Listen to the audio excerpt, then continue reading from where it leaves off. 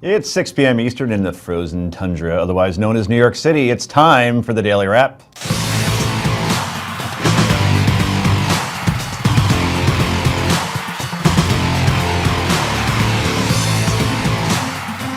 And welcome to the Wrap, everybody. I'm Joe Concha, joined tonight by talk radio diva goddess and cable news regular Mary Walter is here.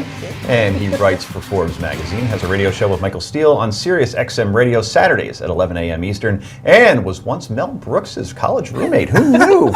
Rick Unger, everybody. You can call me the college roommate, but you never called me a diva goddess. I got a problem with that. That will be on Monday's show. And finally, she's a Democratic political consultant and strategist at Douglas Schoen, LLC. Jessica Tarloff joins us. All right. Thank you, Jessica. It's time for the Daily Download.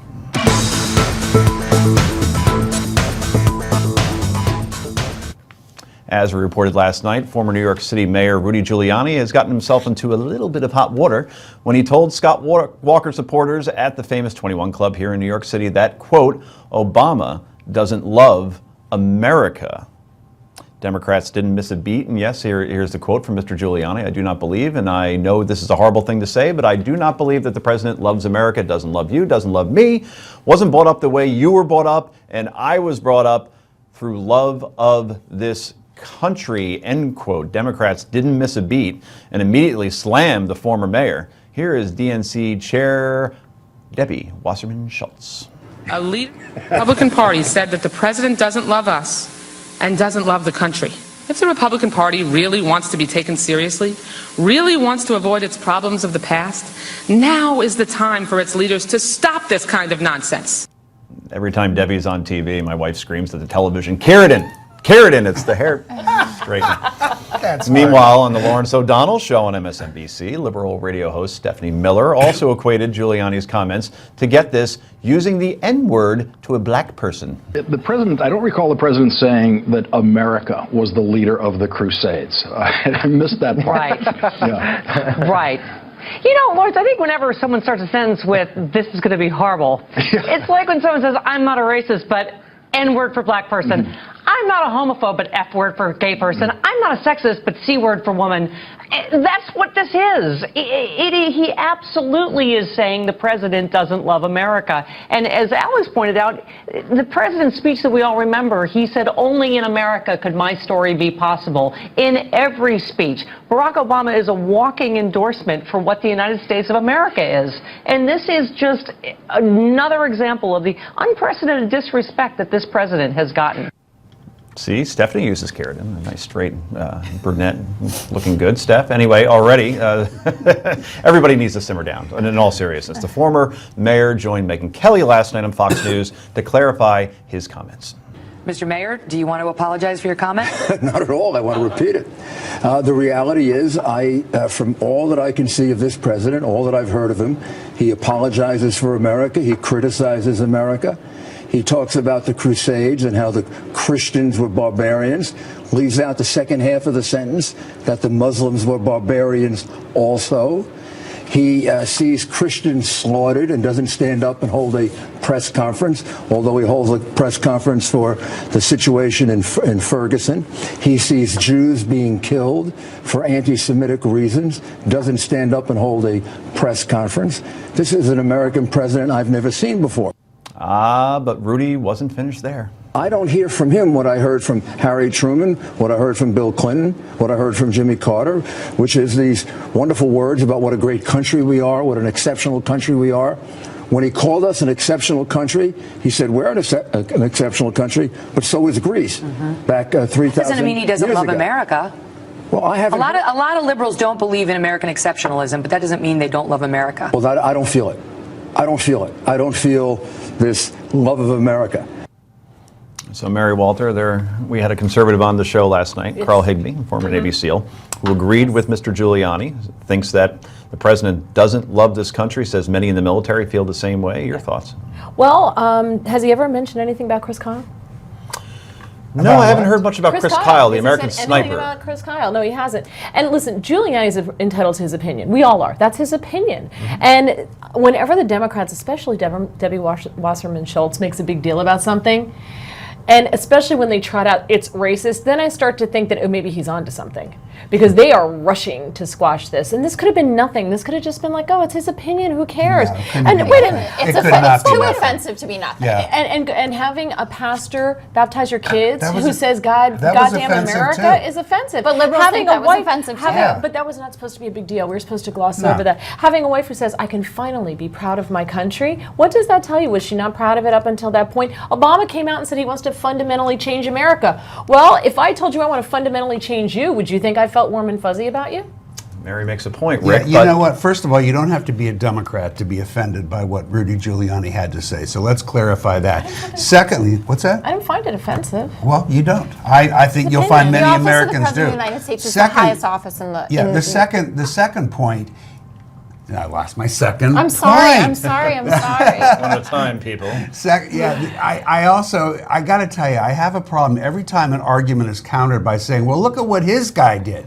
Two wrongs don't make a right. When we found out about Obama's preacher, I was extremely negative about it, wrote about him, said I didn't like the way he spoke about this country. That's not an excuse for Rudy to say what he said. Rudy doesn't know what's in Barack Obama's heart. And when somebody, you know what Rudy knows? He knows that he got every single show on Fox yesterday. That's what he knows. He needed a dose of PR. You don't think he believed? Yes, I do. Rick, you don't think he believed what he said? He was just doing it because he's If he craving did attention? believe it, I know him. He's smart enough to keep it to himself because we don't do that in this country. We don't say that our leaders don't love our country. We criticize that you know what out of them, but we don't say that they don't love their country.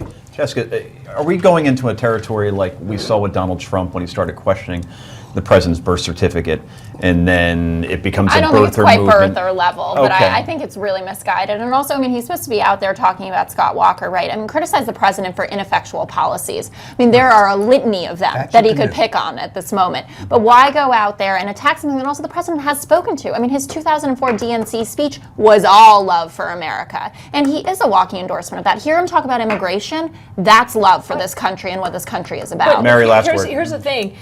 Actions speak louder than words. When was the last time you saw him at a military hospital on a weekend of his own accord to visit the troops? When was it? He Does didn't that say mean he anything about doesn't Christmas. love his country? Criticize He doesn't him as come a off president. as genuine. He doesn't come off as nonsense. genuine. I'm Criticize, sorry. listen, I criticize George Bush every day of his life as a president. I would never even think to myself that he didn't love his country. I think it's how he comes off. I think it's a perception problem. And that'll have to be the last word on that topic. I have a feeling we'll be talking about it again. Coming up next, Governor Christie takes the polar bear plunge in the polls. We'll have the details next. This is the Daily Wrap, only on Newsmax TV.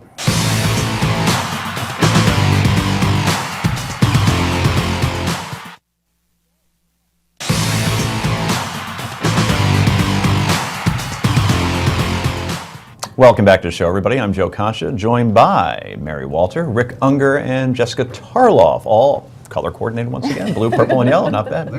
Well, as far as GOP presidential field jockeying is going, one very prominent Republican is losing ground. That's Governor Christie of my home state of New Jersey. The outspoken governor has endured a tough year, no kidding, most notably around the scandal that wasn't Bridgegate. Now, Mr. Christie's problems go well beyond the GWB, like New Jersey's credit being downgraded, count it, 6 times since he took office, for example. Or perhaps his outlandish spending habits on private jets, most likely to see the Cowboys. And most recently, his comments about whether or not vaccines should be required. Vaccinate their kids. Is the measles vaccine safe? All I could say is that we vaccinate ours. And so, that's the best expression I can give you my opinion. It's much more important, I think, what you think as a parent than what you think as a public official. What I said was that there has to be a balance, and it depends on what the vaccine is, what the disease type is, and all the rest. And so I didn't say I'm leaving people the option. What I'm saying is that you have to have that balance. Those comments felt fairly benign at the time, but boy, the media really ran with it, including Rand Paul, and before you know it, the whole GOP is apparently anti-vaccine, go figure. Comments like that, though, have had a big effect on Mr. Christie's chances to win the GOP nomination, as has his bromance with Cowboys owner Jerry Jones. So how bad is it? Well, the result of the latest CNN ORC poll may shock you. Mike Huckabee is leading Chris Christie, and there you see it, by 9 points. Right now, Christie is even trailing behind Ben Carson. He has officially lost his place in the top 5. Overall, it's a race between Governor Jeb Bush, so used to saying that, Governor Huckabee and Governor Walker. So what is the reason for Chris Christie's plunge? Rick Unger, let's start with you. Let's be realistic. First of all, it is so early. These polls mean less than nothing. That's number one.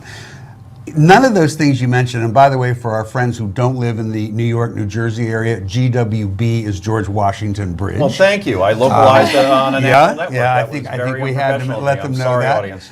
But the problem that I'm hearing in the places where Christie has gone to speak or to make appearances, he's not connecting yet with people outside of the New York, New Jersey area. They don't like him. He can fix that. It's more than enough time for him to fix that. But he's going to have to. He's going to have to find a style that works better. He also has to be himself a little bit more, which he hasn't been. Absolutely. I mean, I think we need more hugs from him. Yeah. We need more shouting. We need more Chris. If you're going to be the big, huge guy from New Jersey, you got to be the big, huge guy from New Jersey. And you know where that guy doesn't fit in? At an Arsenal match in London. I mean, I thought the reports, it was hysterical. I lived in London for 6 years. The idea that Chris Christie could be walking around the stadium, no one recognized it. First of all, he's about the same size as the majority of the people who are in that stadium anyway. But wow. Sorry. Anyway, the point Are you is, going to pick on blood sausage or something? I would never next? pick on Debbie Okay. Wasserman Schultz's hair, though. That was All right. I deserve that, but it was something should be said, by the way. All right, I've talked about this a lot. You know, he has lost almost 80 pounds. Yeah. At least he's doing something about his weight. You know, we heard about the surgery. I don't feel like it shows. I think it does. Go do a before and after Google search sometime. Is that Or right? everybody at home, go do a before, after Google, say Chris Christie from 2009 and now 2015. But he still might need Good more. I Lord. mean, he's going to go up against Jeb Bush, and if now the model is to look like Barack Obama, who looks fantastic, I mean, it's a little too skinny. See, Mary, here's not your a little type. too skinny. I'm with you on that. Mary, here's my thoughts on Mr. Christie, Okay. who I was a big fan I'm a Jersey of. girl. As am I. No, Where'd you you're grow a up? Jersey boy, I would assume. Well, Isn't another that lifetime. a great title for a place? Somebody should do that. They should. I think maybe can you say? Jersey girl boy. Jersey No, girl. I can't. Where are you from, by the way? Somerset County. I live at the shore now. Okay, grew up in Wayne and now I live in So Wayne. now we're localizing. You live in the even shore? more. What part of the shore? For viewers Right, out just there, around Long Wayne, Branch, New just Jersey. south. We're Sandywood. Yeah. Okay. Just north of Long Branch. Okay, I used to go down to Seagirt all the time. Okay, Anyway, here's my philosophy on Chris Christie. Okay. All right, he's finished. Really? Yeah, and here's why I think this. Okay. Okay. Bridgegate, obviously. It was a hit piece. It was a hit thing. It was a hit piece. I agree with Absolutely. you. All right, he was not was a found threat. guilty. But for whatever reason, ever since then, I don't see, to your point, I don't see the same Christie anymore. No. And I don't see where the support comes from. And I'm telling you, that credit downgrade of six times, Right. he can't run on an economic record, and he's unpopular even in his own state. So I don't see where the support comes from. Well, I'll Go tell ahead. you, a year ago, we were out in Big Sky, Montana skiing. At the end of February, beginning of March, we were out there. And you take this bus all over the mountain to get to the restaurants. And so you meet people from all over. And every time we're in the bus, everybody would say, because you're in the bus for like half an hour, oh, where are you from, where are you from, where are you from? I was shocked that everybody, when they heard we were from New Jersey, they're like, Chris Christie can make it? They all loved him. People from Vermont, from California. I was shocked that they love him. Okay. They thought that and this is what everybody said, they felt that he says it like it is. Who And are I'll you tell skiing you. with? No, I was just skiing with my husband. But we just met these people, and they all really liked the fact that he just says it like it is. And I've always said this about him. I don't feel like I'm dating him, and you'll understand this. You know, a lot of guys will tell you what they want to tell you in order to get what they want from you.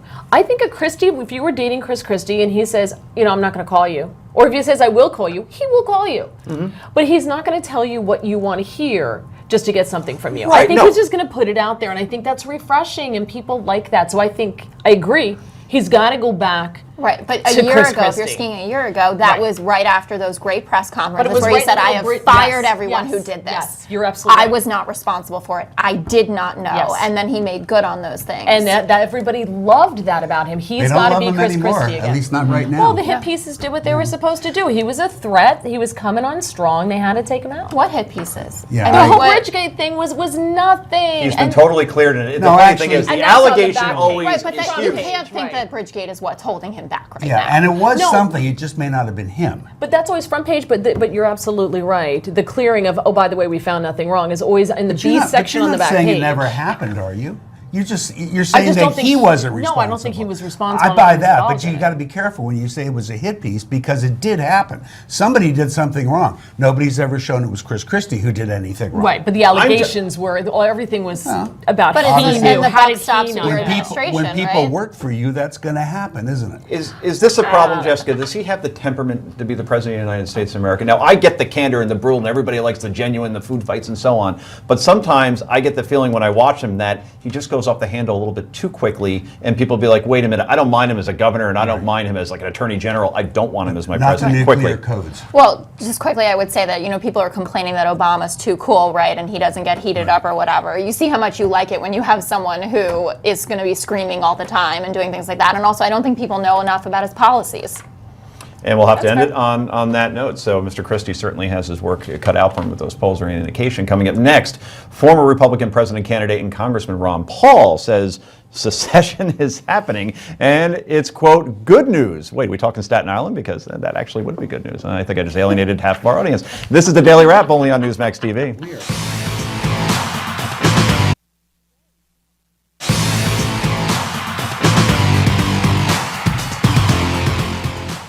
Welcome back to the show, everybody. Well, former presidential contender and Congressman Dr. Ron Paul made remarks this week that some may find outlandish. Some will agree with, and some will have no idea what the hell he's talking about. Watch this. To start off by talking about the subject, and the subject, of course, is secession and nullification, the breaking up of government. And the good news is it's going to happen. Amen. It's happening. And it's not going to be because there will be enough people in the U.S. Congress to legislate it. It won't happen. It'll be de facto. You'll have a gold standard when the paper standard fails, and we're getting awfully close to that. And people will have to resort to taking care of themselves. To which Dr. Paul continued. At the same time, what we're currently witnessing is the failure of Keynesian interventionist planned economies associated with a Federal Reserve System, and that too will end. And finally, Dr. Paul left everyone with this thought. The Fed is going to end. There's going to be a de facto secession movement going on. The states are going to refuse to listen to some of the laws. We've seen tremendous success already with states saying to the federal government, we're not going to listen to you anymore about the drug laws, and they're getting out of it. And I think that American people are waking up to that. And so as far as I'm concerned, the more the merrier. Okay, let's get right to it. Dr. Paul has quite a bit of influence, especially over young conservatives. He doesn't paint a very rosy picture of the future of the federal government, does he, Jessica? No, but he also has no evidence to support it. So it kind of seems like the ravings of, a madman. And we were talking about it earlier that I think really he's doing a big disservice to his son by talking like this. I mean, this is a guy who wants to head the federal government, right? So, while I understand that Rand Paul has strong libertarian leanings, he's going to have to govern this country if he's going to run in an increasingly multipolar world where, Do you think that Rand Paul will be affected by Ron Paul? In other words, I think so. I think you can. First of all, most people that I know can't even keep their names straight, so we have that issue to begin with. That was Ron. That's Rand on the screen. Right. And Ron was on before. Yes, I think so. Okay, yeah. There's no Ralph. No. Okay. Not that we know of. How do you know? That's a good point. But I think that you can't help but be affected, just like Jeb can't help but be affected by what happened with his brother. It's the same thing. To a lesser degree, but I think he's really going to hurt his kid if he keeps doing things like this. Rick, I have a feeling you have a couple of thoughts on that. Well, I just think that his brain is seceded from the rest of his body. Wow. Well, it's like he forgot that we have this little detail called the United States Constitution, and that states don't just get to say, oh no, federal government, we don't think we'll do that. It's called the Supremacy Clause. It's been there since it was first written, and if you don't like it, I suggest you go ahead and secede, because you don't belong in the United States. Like it or not, we have a constitution. Don't pretend you're a constitutionalist and then talk about how great it is when states tell the federal government to stick it. We have seen states push back on, say, for instance, immigration just this week, but it's right? illegal. And Obamacare. They actually, what they're really pushing back on right now are same-sex marriage issues, saying this should be decided by the states. I get you may want it to be decided by the states, but the fact is, if the Equal Protection Clause is applicable, as most justices and judges so far have said that it is, you don't get to make that call. The United States Supreme Court does. Mary? I don't, first of all, don't think he's a madman. I don't know the man. Just because I disagree with what he may say doesn't mean that I think he's crazy. Mm-hmm. Does he love America, though? Yes, I believe he loves America. He loves 50 Here's the thing. I believe that what you're seeing and what he is addressing is the struggle between states' rights and the feds. And the feds have been pushing a lot on the states, and the federal government has been getting bigger, and states' rights have been getting smaller. And I believe there was also a part of this where he did at the end, where he talked about not enforcing certain laws. Every state, there were certain laws that aren't enforced. I mean, come on, every state has a road that we all know you can drive on at 85 miles an hour and not get a ticket. Then the cops will sit there and watch you go. Now, you're breaking the law, but they're just not enforcing the law because they know that's the flow and it's ridiculous. So I think that there are certain laws that aren't enforced. And I think what he is saying is you're going to start to see the states push back against the feds, and you're going to see a bigger fight between states' rights and the government. I don't think it necessarily means that Texas is just going to hack itself off the continental United States and secede. Yeah, that would be tough for the Republican Party, Rick, because without Texas going red, hard to win an election without those, what is it, 54 electoral? It would also be very tough for Texas, since they're one of those states who get more money back from the federal government than they send to the federal government. So if they'd like to try it, I welcome them to do so. Just don't come crying back to us. Would they just call Texas as a country, Jessica, or how? It was how would that once. work? It was just called Texas. It was Texas. Okay. Republic of Texas. Interesting. Oh, that's right. Yeah. I mean, Wow, I wonder if the Cowboys would still be allowed in the National or if Football Chris League. Christie would still come. Right, very good point. That's Wow, right. we're circling And back we're all of our blocks here. Well done, everybody. Well, anyway, I'll have to end it there. And coming up next, it's our political potluck segment. And a little later on, we do Yay or Nay, which has quickly become a fan favorite here on the Daily Wrap, which is only on Newsmax TV from New York City.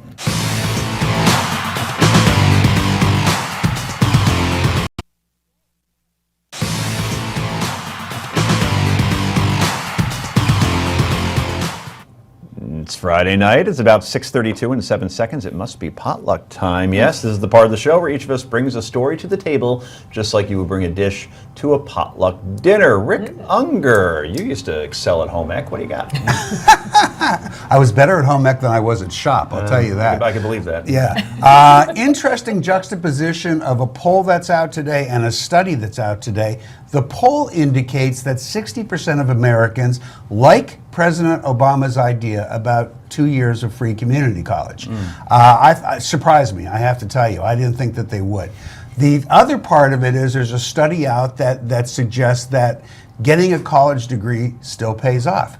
And the reason that I bring that up is so many of my friends, to be honest, conservatives, believe that college has, for many people, not all people, become a waste of time and money because it doesn't fit in modern society. And yet when you look at the data, somebody who graduates college versus somebody who doesn't, they're making twice as much money. I found it amazing. I was reading about Scott Walker this week as far as he doesn't have a college degree. Yeah. And they were saying how, no, not that part. And they were saying how Democrats, it wouldn't be wise for them to go after that particular part of his past because 66% of people don't have college degrees in this country, so they would see it as elitist. I found that remarkable. I thought the number would be much higher. No, and by the way, I agree with that. I have a lot of problems with Scott Walker, but that's not one of them. I don't care if he graduated college or not. Also, as far as college education is concerned. Now, maybe I'm going to be a little bit biased here, but my brother runs a contracting school.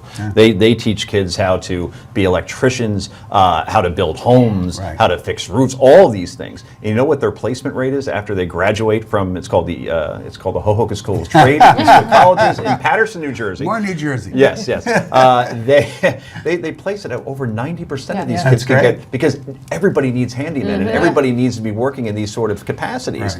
So I agree agree with the Well, it's just notion the that a data. college education, as opposed to that kind of education, at least immediately you can get a job right away. So trade schools, I think, are going to become a lot more popular because Absolutely. colleges are so expensive. Yeah, and I'm okay with trade schools. I am. I just, for those who think that college is a waste of time for most people, I don't think that that's true. But how old are those numbers? Because those are people who They are came out already today. out working, No, and there's a came lot out- of people who I have some nieces and nephews who are college graduates and can't find full-time that's jobs. clearly true. So I wonder how old, like how long have those people been in the workforce? Well, the when they're poll's saying out. it The pays poll's off? out today, so it's a recent poll. But and yes, there's no question that this generation is having a harder time. Yeah. But that won't be forever. Depends on the degree. And Right. that Also, may be too. You're a Yeah. psychology major. That's and right, Guess may what? be hard. You better get something else along with But that. won't be forever. Right, It- no. And when the economy does get back to something resembling normal, if it ever does, We get a Republican. that could happen. Could happen. We have to move on to our second course. And Yes. who is up for the... Hey, Mary, it's you. Me, It's my Mary. very first. I'm very excited. Do you cook at home?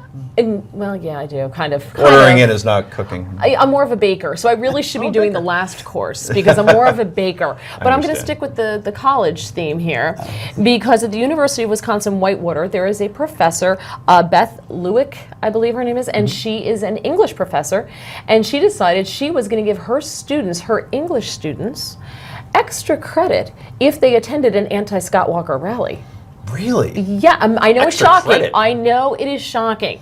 And the best part of this is she also ran for office. She ran for Wisconsin State Assembly How'd that as go? guess what? A Democrat? I know it's shocking. I know it's hard to believe. Yeah, no, Democrat I would in not. education speaking out against Well, the we know why Republicans. she's angry. I happen to agree with you. If you want to give extra credit for doing something that's civic, great, but you don't get to pick the side that the kid has to go and do. But the reason she is angry is because he is cutting $300 million from the public collegiate system there. But University wait, system. but that was an exchange because the University of Wisconsin system asked for more. Asked the state government for more autonomy. He said, "Fine, I'll give you more autonomy, but then you got to give us money back. If you want to run it doesn't help yourselves, you got to give kids. them money It back." doesn't help kids who need Oh, to it's go to all school. about the children. But she Stop was it. wrong. But she was wrong. I'm with you on that. Okay.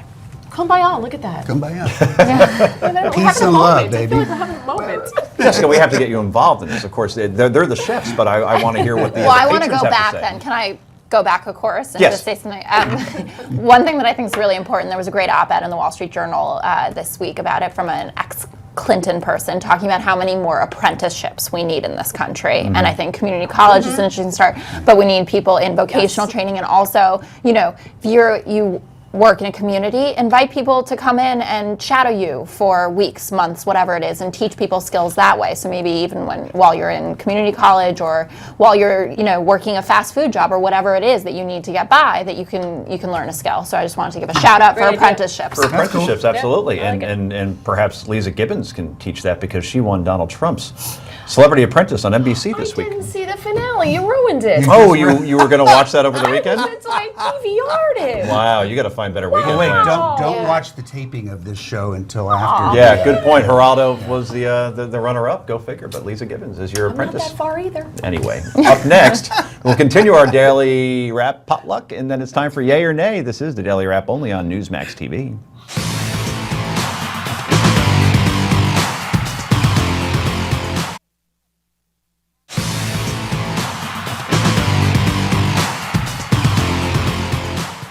And welcome back, everybody. We're in the middle of our serving up of potluck, and we have another newcomer with us, Jessica.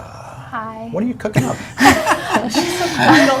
All of a sudden, yeah. So what I wanted to talk about were the allegations that Bill O'Reilly has embellished his coverage of Falklands War in 1982, and talk about that in relation to Brian Williams. And I think it's a whole bunch of nothing, but the point that I really wanted to raise comes actually out of a piece that David Carr wrote right before his untimely death about 8 days ago, and about the nature of memory and how that changes over time, and this expectation that you're going to get 100% accuracy from anyone is misguided. And how do we deal with the media now moving forward and accepting that this is part of it?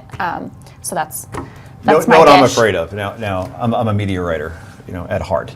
So I've been following this O'Reilly and Yeah. obviously Brian Williams before Right. that. Williams, you could count up probably maybe 8 or 9 lies that, dysentery and the dead bodies in Katrina and the roving gangs and the 5-star hotel he was staying at and the cop that saved him and obviously everything with the Iraq War. There's some stuff.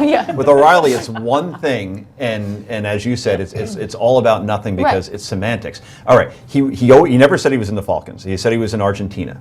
And in Argentina, there were violent protests, and the person that was with him, I believe a cameraman, he was bleeding. He did have to get him out of there. And now we see David Corn from Mother Jones starting a partisan food fight, and boy, it's doing wonders for Mother Jones's website, and everybody's talking about it. Absolutely. I think what we're going to see now is we're going to see various journalists going after other journalists, if you want to call David Corn a journalist, and trying to find one little lie they may have said over the last 30 years. Why would you call David Corn a journalist? He's a great journalist. Really? Yeah. He sent a note to Fox today warning the staff about Bill O'Reilly because Bill O'Reilly mentioned something about a kill zone. In other words, he feared for their safety. Real journalists don't do that. But and by the way, he's the David Corn creepiest looking person on television. I will say that on national television. I thought you thought that was Debbie Wasserman Schultz. Yeah. No. I just said she needed Keratin. I think she's a But fine what woman. about the fact that you want to say David Corn isn't a journalist? I mean, wasn't the 47% video of Mitt He didn't shoot Romney it. born It was out sent of to him. that? Well, it was sent to him, but then, I mean, he led the journalistic charge on that, and I think that was pretty important for Americans to know that the I've president... known David for a long time, and I got to tell you, without commenting what he looks like on TV, he is a great journalist. Really? He is. So you agree with what he's doing here? No. Because Doesn't it's mean he's not a partisan great and journalist. it stinks. Well, it's been the Brian partisan Williams- all the way along, all this stuff. I don't buy any of it. I hate when the media covers the media. Mary? Yeah, I believe it or not, blind squirrel in a nut. I agree with Rick. I don't like when the media covers the media, and I think we use the word journalist way too loosely. Yeah, but David is really Way too loosely, and there's a I think he a lost his difference. credentials this week. There's a difference between having an opinion and pushing an agenda and being a real journalist. And we're blurring that line so much that And I think Mr. it's Corn is really pushing an dangerous. And I'll agenda. agree with you on that. I will agree in that section. I think I do believe he's pushing an agenda here, and that's where you start to lose the journalist mantle in that sense. We have to keep the line between opinion and clear-cut journalism. And if you're going to go into opinion and you're going to push an agenda, you're not a journalist anymore. Look, it's not a story that I would have written because I don't think it's that big of a deal. Right. And it's not a story that I've written about. But It's a business decision. You know what it is? Did wonders for the website. It did do wonders for the website. You're right about that, and so maybe that is a piece of it. At the same time, that is a topic people are interested in right now. Well, it certainly created some conversation, including on this show, obviously. So, well, it's my turn, by the way, to cook up some wonderful culinary masterpieces. And the Academy Awards are this Sunday, and if the nominee announcements were any indication, this year's show will not be without controversy. There were a lot of complaints over the lack of diversity in both the films and actors nominated for Oscars this year, with many pointing to mostly older, white, male-board Academy voters as the reason why. You know, those same Academy voters that voted 12 Years a Slave Best Picture last year. Now suddenly they're like those old farts in the Muppets that, I don't understand films and I don't understand diversity because Selma was snubbed. You know how Selma was snubbed? It was nominated for Best Picture, but apparently that's not good enough because it didn't get Best Director and Best Key Grip and Best Actor. And yeah, I agree with the actor part, but we can't keep doing this. Every time a movie gets snubbed, we make it about racism. Let's remember that Vertigo wasn't nominated for Best Picture. That was easily,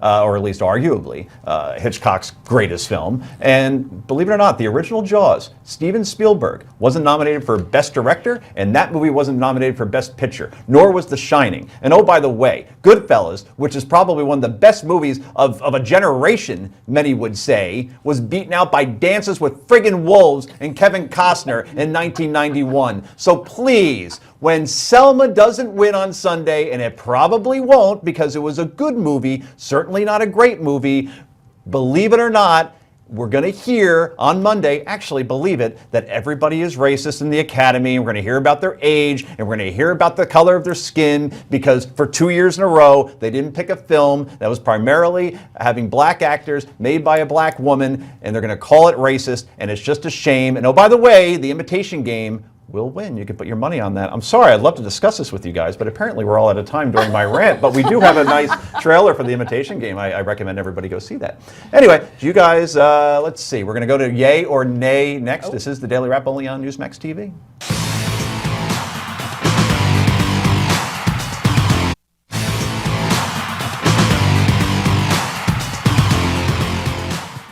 Welcome back to the Daily Wrap. It's time for Yay or Nay. Jessa was asking, how the hell does this work? Well, this is the part of the show where cocktails should be readily available on your end, as we're going to be sharing a couple of odd stories with my esteemed panel, and they will weigh in with a yay or a nay. Okay, first up is a story about a little mix-up at a Colorado movie theater during a Monday matinee. Well, here's how it went down. Parents took their children to go see the SpongeBob movie. Who wouldn't go see that? It was an 11:45 a.m. screening, and only to be treated to a surprise showing of the R-rated movie 50 Shades of Grey played instead. The theater realized the mistake and started playing the correct movie, but that didn't stop a whole bunch of parents from literally trampling other parents and kids to get out of the movie theater. Did parents, this is your yay or nay, Jessica, did parents miss an educational moment here? No, as Yay someone or who nay? saw 50 Shades on Valentine's Day, I can Did say. you? Did you go with a significant other, a boyfriend of some kind? No. No? Alone?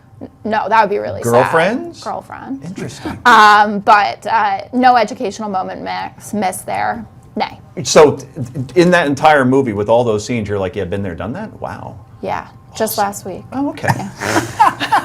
This segment took a tremendous turn for the better. Rick Unger. Nay. Well, maybe educational for the parents, not for the kids. Mm-hmm. Exactly. Well, I'm saying the kids, I mean, you But got to teach I about have the a birds and the funny bees feeling sometime. that they stopped rolling that film pretty Pretty fast. Yeah, it's pretty easy to tell the difference between SpongeBob Yeah. and the various. Did you see Yeah. 50 Shades? No. By any chance? No. Will you? No.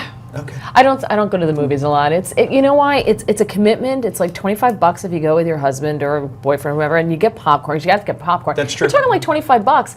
And if you don't like the movie, you can't get out. You can't get your So money yay back. or nay, educational moment missed? No. Okay. No. I will say an educational moment was missed, absolutely. When you have visual aids, what more do you need? DNC Chairman Debbie Wasserman Schultz, there she is again, and I apologize for the hair comment earlier. Wants to, no I don't. Sure you do. Wants a major Florida donor, Orlando trial lawyer John Morgan, to take back a criticism he made of her, so much so that Debbie is willing to change her stance on medical marijuana. Good to see she has some principles. And publicly back his marijuana initiative that she trashed months earlier. Yay or nay, Rick Unger? Debbie Wasserman the first Schultz thing is high for offering this deal? Don't state that as a fact because she vehemently denies it. If it's true, that's a nay. If it's not true, and I question if it is, it's a different answer. But that's not a proven fact. Okay. Jessica? I'm with him. What he said? Yeah, exactly what Mary? he said. I want to know what he said. What That he she said? wants him to take back. Well, he has an initiative, and Oh, she, it's not something about her that he said. Well, she apparently is thinking about running for Senate. Right, And, right. and the pot lobby is already saying, we will not Okay, back so it's you about because... okay, I thought he said something like about her hair or something, and she wants him to take it back. And then I thought, well, you're going to be on the actually hook. Stay away from the hair. We Oh, shouldn't okay. talk about people's Yeah, physical features on the no, show. Nay. Yay, nay. I'm That going ship nay has on this. sailed. That's come on. Okay, nay.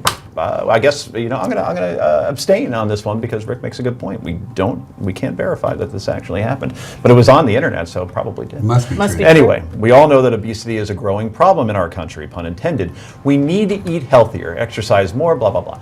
But now, how much should the government get involved in us getting in shape? Well, the Dietary Guidelines Advisory Committee released its 571-page report of recommendations to the Department of Health and Human Services and the U.S. Department of Agriculture, detailing its plans to, quote, transform the food industry. Can we see some food? I'm getting kind of hungry myself. The DJAC calling for the adoption of plant-based diets, taxes on dessert, you gotta be kidding me. Training obesity interventionists, they actually exist at work sites, and electronic monitoring of how long Americans sit in front of their televisions, computers, and smartphones, but continue to sit in front of your television because the show's not over yet. Even going as far as suggesting electronic tracking and monitoring of the use of screen-based technologies as a way to limit screen time. Is this an example, Mary, of more government intrusion? And is that a rhetorical question, yay or nay? I was going to say, how could it not be more government intrusion if they're going to track what you eat? Well, the obesity is a problem in this country, Rick. Well, it is. I have two words for you. V-chip. And for anybody who doesn't know what that is, It's like for vegans? Well, it was going to control what you could see on TV. It right. never happened. These are guideline proposals. The government's not going to be legislating any of this. No. Jessica, quickly. Yeah, I doubt that this would pass if we have trouble with big gulp regulations. But I do applaud the administration for trying to tackle this problem that is a tremendous strain also on our tax dollars, right? That's right. And until Obamacare is working perfectly, Which maybe we is should. right around the corner. Actually, I think It's next actually week. Next week. It's another conversation. It's Yeah. going faster than people Yeah. realize. But it is a problem, though. There's 100 million people in this country that are obese, and more children are simply not exercising. I Right. don't see them outside. I don't see them outside because it's minus 14 degrees out. But But they're not even in the gym. I mean, Yeah. it's really. That's true. But it Anyway, will we not- have it to won't end be it on recognized. that note. Thanks so much for you guys being you. here. Got dessert on No, top no, of yeah, it? we're going to go for Right. dessert Right, afterwards. dessert. Enjoy your weekend and your happy hour, particularly I'll you, do Rick, the on that same. one. Mary, Rick, Jessica, thanks for tuning in tonight. We'll see you on Monday on the Daily Wrap. This is Joe Concha saying bye-bye.